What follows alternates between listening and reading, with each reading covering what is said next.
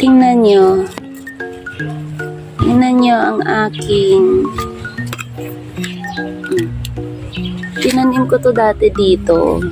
Actually, yung isang buong area na to nung wala pang lemon, ang tanim niya ay bougainvillea. Yan. Kasi ang plant ko, the entire pader ko, may bougainvillea para siya yung magiging harang, tapos namumulaklak. Ang ganda-ganda niyan. Unfortunately, ang manok ng kapitbahay ko before, laging nabisita dito sa area ko. So, tapos syempre ito may mga dahon-dahon. Kinakaykay niya. So, sa dami ng tinanim ko dito, ilan lang ang nabuhay. Yan o. Buhay na yan. Kunin natin to.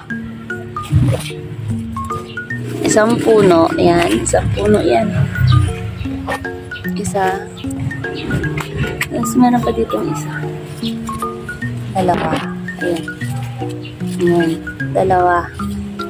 Ang nangyari, dahil nga hindi ako nakakaikot dito, yan, nag-start na siyang gumapang.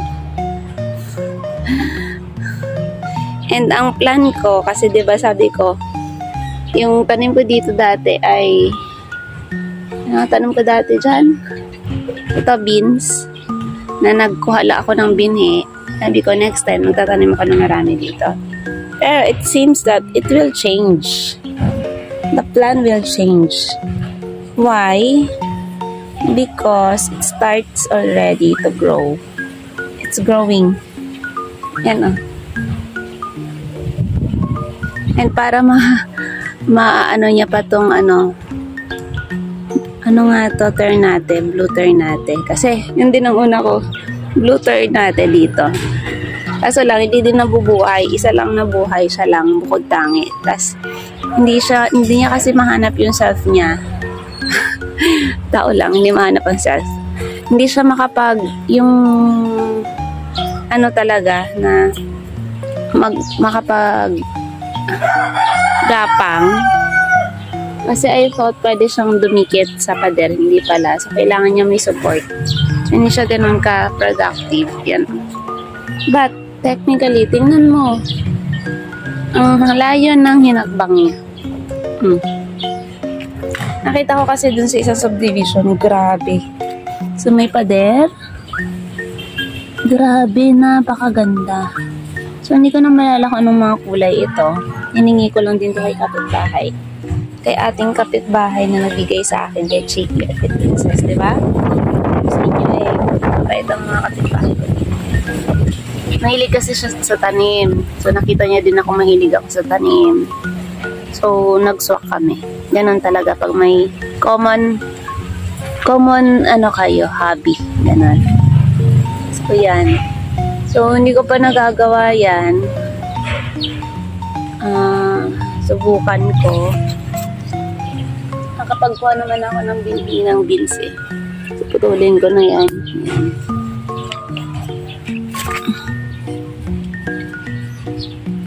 Yan, sayang kasi. Kakain pa yan ng nutrisyon ng lupa. So, yun. Ang nangyayari dito na since nag-start na siya at hindi siya mahirap agapangin. Yan. Yan ang ilalagay ko dito. Protection na din yun kasi ito may mga tinik to eh. Walang aakyat. Nahihirapan. Wala naman talaga dito pero at the same time maganda din yung meron.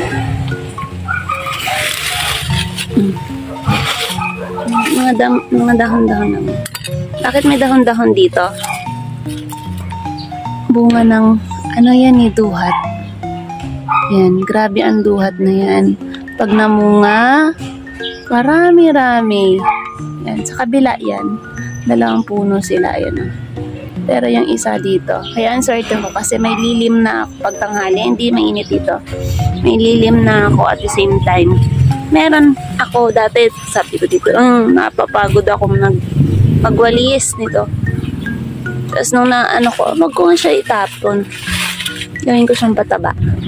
Tingin pataba ko siya. Mga sili ko na hirap ako muna.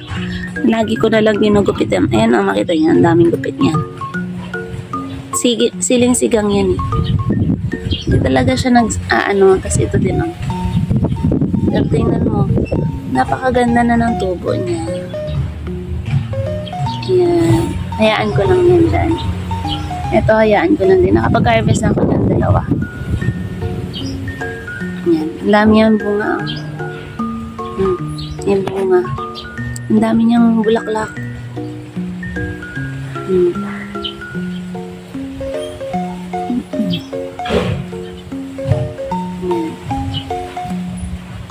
So, yun. Natutuwa ako. Pag medyo hindi na ako ganun ganun. Tingnan mo yung paro-paro. Puti.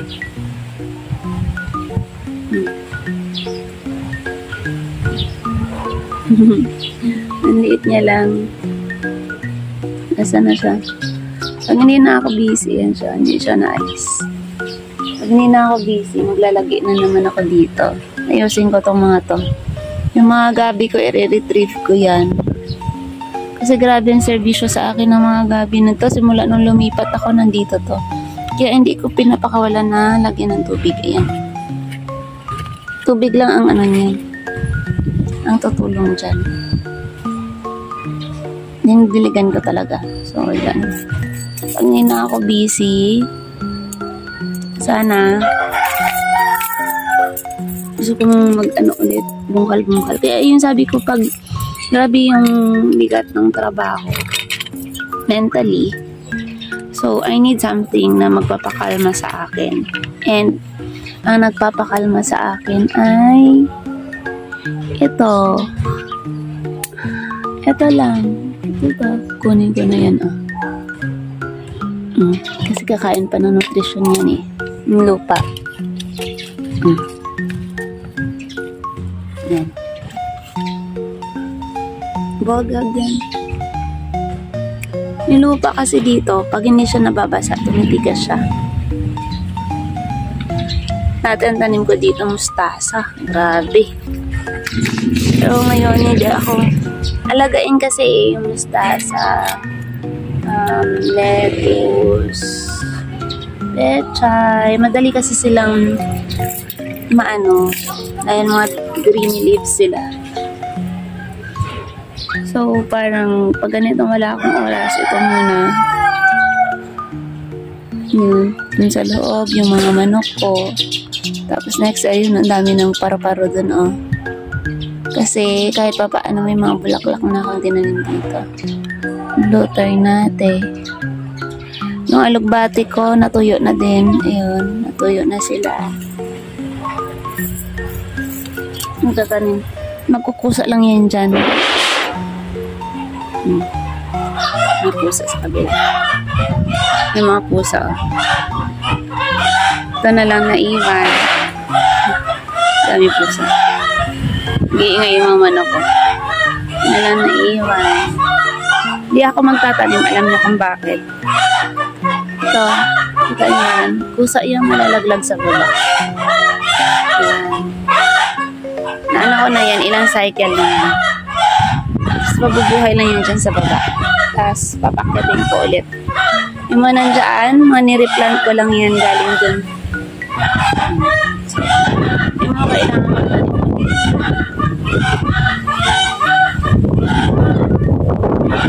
May cycle, tulad ng tao, may cycle na yung mga buhay ng plant.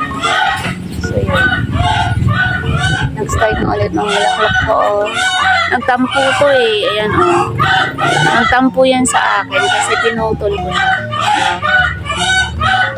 Kasi yung mayabong na siya, natatabunan niya na talaga. So, kailangan ko siyang i-trim. Kasagsagan ng pamumulaklak niya yun. Kaya nagtampo siya. Pero eto, nakita ko bumalik na naman ulit. Sipag-sipag nito eh. Yan, sipag niya.